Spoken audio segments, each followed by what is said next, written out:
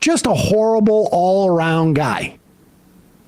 Everything bad about Democrats is embodied in this guy.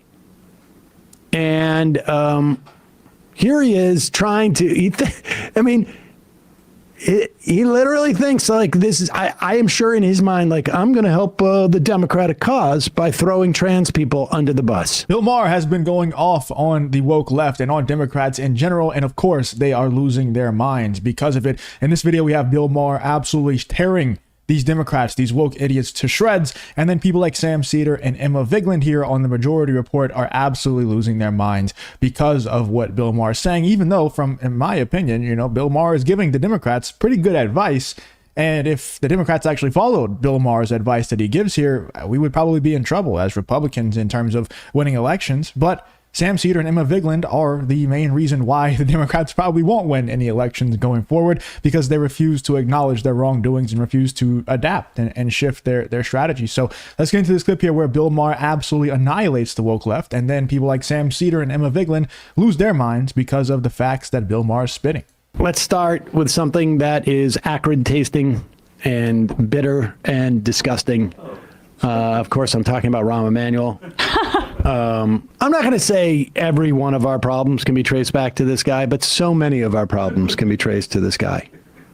Yeah. You know how the right is obsessed about the fact that they can say the R word on Twitter now and not get banned? This is the big deal.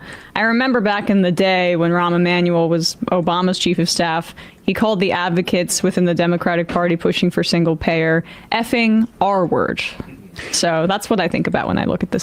This guy was horrible as a DCCC chair. He's given credit for the 2006 Democratic victory, and I would counter with the fact that leadership was literally harboring somebody who had been identified as like predatory behavior on same-sex pages was enough for the American public. I mean, at one point, I think it was the whip of the Republican Party had to have a press conference and surrounded himself with children so that nobody would bring up the scandal as a way, because like you wouldn't talk about this in front of little kids. And he had an array of horrible candidates. All turned out to be a bunch of blue dogs that all had to self-finance themselves. And so much of the Democratic Party has gone in the way of Rahm Emanuel. When he went to Chicago, all he did was attack the teachers' unions. He privatized so much stuff in Chicago that they're still sort of like reeling from it for years later. I could just go on and on. He was, I think he was with the Clinton administration and was part of their sort of privatization and their triangulation. Just a horrible all-around guy. Everything bad about Democrats is embodied in this guy. And here he is trying to, he literally thinks like this is, I am sure in his mind, like, I'm going to help the Democratic cause by throwing trans people under the bus. Here he is on Bill Maher. I read that the current mayor of Chicago has an approval rating of 6.6%. Round it up, 7.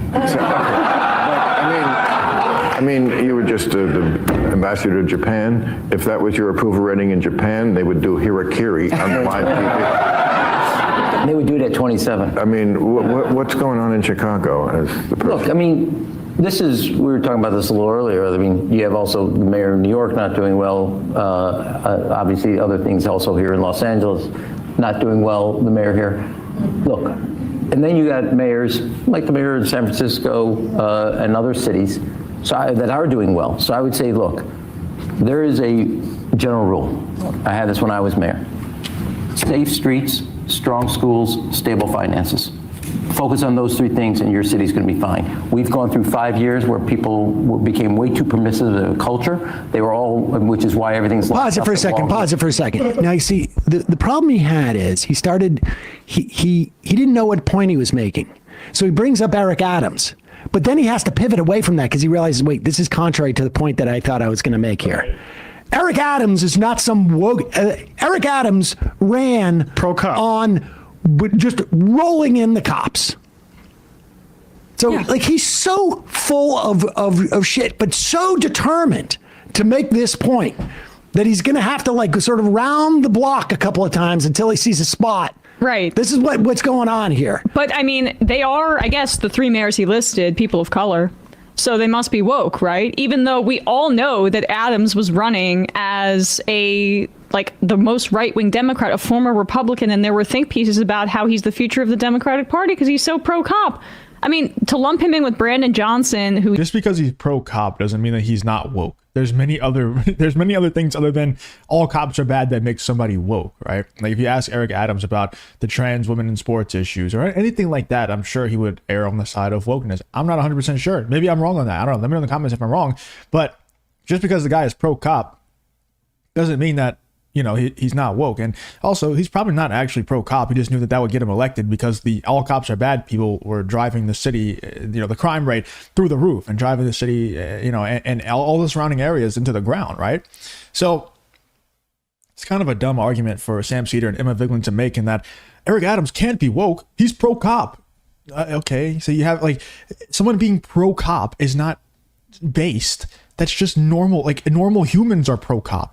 They keep places safe. Yeah, there's bad cops, of course. I don't know why I have to say that, but I know I do because you're already typing it in the comments right now where there's some cops that are bad. Shut up, idiot. But anyway, yeah, of course there's bad cops out there, but in general, cops keep us safe. You know, if we didn't have cops, there would be lawlessness. So it takes an absolute idiot to not be pro-cop. Just because a Democrat is pro-cop doesn't mean he's not woke in many other ways. Wasting resources on hiring trans generals into the military, things like that. You know, I know Eric Adams isn't doing that, but just as an example. yeah, his approval rating's really bad now, and he was a more progressive candidate. But in Karen Bass, it makes no sense.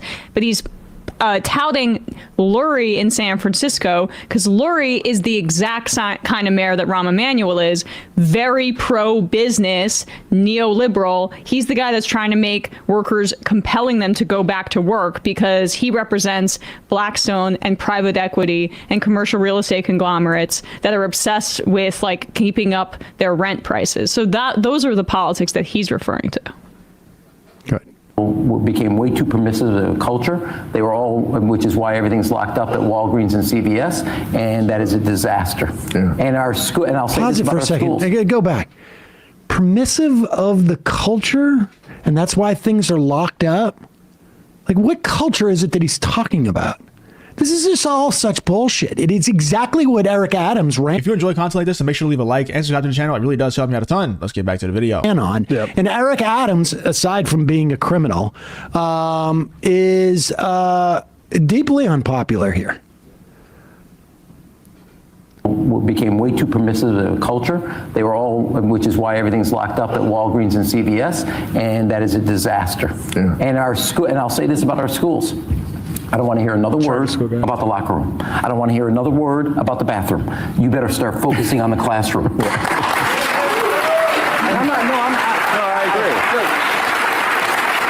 agree. We had the worst reading scores for 8th graders in 30 years. And nobody, not a governor, not a mayor, not a president, not a secretary of education is talking about it. We're all wrapped up. Look, in 7th grade, if I known that I could have said the word they and got in the girls' bathroom, I would have done it. Well, that's the point. He's not trans. He's just some creepy ass guy who would have, basically used Porky's as which is a movie that was like a super date rapey that we all grew up on in the 80s. Wait, so you say, so hold on. This guy, I forgot his name, Rahm Emanuel, whatever his name is, going on Bill Maher and saying, when I was in 7th grade, if I could get in the women's bathroom by saying that I'm a woman, I would have done it. That makes him creepy. So Sam Seder is saying, and I'm sure Emma Vigeland agrees here, that makes someone creepy, and yet they're going to fight for and defend the fact that men can go into the female bathroom, into the women's bathroom, if they say that they're a woman, and at the same time, because a right-winger or somebody who is not agreeing with them is saying that they would do that, they're a creep. And yet we're defending the right for people to do that. acknowledging the fact that they are creeps and using that word as an insult to someone who said that they would do that. What is going on here? Like, why is this even a thing? It's crazy that that's not just universally acknowledged now. Like, why do these people like Sam Seder and Emma Vigeland take offense to someone saying, hey, our reading levels are going in the drain. Our school system is the worst it's ever been. The public school system is absolutely awful. Maybe we should stop focusing on so much about the locker room in the bathroom and which genders can go in which one, and just put it back to default settings and just start focusing on actually teaching kids how to read and how to write and how to add and subtract and things like that. How is that not just like a universally accepted? Yeah, you're right. They take offense to this common sense stuff, man. It really does just blow my mind. And and I said this all the time, but it's yet another black pill that we're just so far apart. Like our side and then Sam Seder and Emma Vigeland's side. And you could even say that Bill Maher is more erring on the side of our side now, because he has a lot of common sense takes nowadays. Some things I strongly disagree with him that he says, but he's very common sense centric now. So we're so far apart, and we see the same exact issue. We can see the same exact statement, hear the same exact thing, and think two completely different things as a result. Two completely different emotions, two completely different responses to the same exact thing, the same exact facts. And that's just a huge black pill that you know, we're this country's never going to be healed, right? This country's never going to be on the same page again. We're never going to be fighting towards just a better America. That's never going to happen again. It's always going to be this never-ending war, because people are completely brainwashed to just fight this war for no reason. As his sort of bellwether. Just because you're a creepy ass white cis dude does not mean that trans people have the same sort of disposition and disrespect for other people that you do. It's a relief to know that Rahm Emanuel is going after the predators here, because before trans people were more out in the open, there was no such thing as rape and sexual assault, apparently. Because incidentally, you need a disguise to do it. I mean, not for nothing, but the Title IX clarification on bathrooms was issued when this guy was chief of staff of the Obama administration. Right. I mean, he's so... Why is he using that as like an insult? Is it a bad thing? Like, I just don't even understand the point these people are trying to make, man. Their brains are absolutely broken. You know, it really is sad to see that Donald Trump had this kind of effect on people where their brains are just completely broken. They don't even know what point they're making anymore. Like, they're just spinning in circles and circles and saying that it's a good thing that anybody can go in any bathroom, and then using it as an insult that the Title IX passed whenever he was in office. It's like, which one is it? Is it a good thing, or is it an insult that he was in office when it passed? It just doesn't make any sense anymore. Let me know in the comments you guys think about these woke idiots here, Sam Seder, Emma Vigeland, losing their minds over what Bill Maher and Rahm Emanuel were saying here in this clip. Let me know in the comments you guys think about this whole Bill Maher versus Sam Seder and Emma Vigeland situation.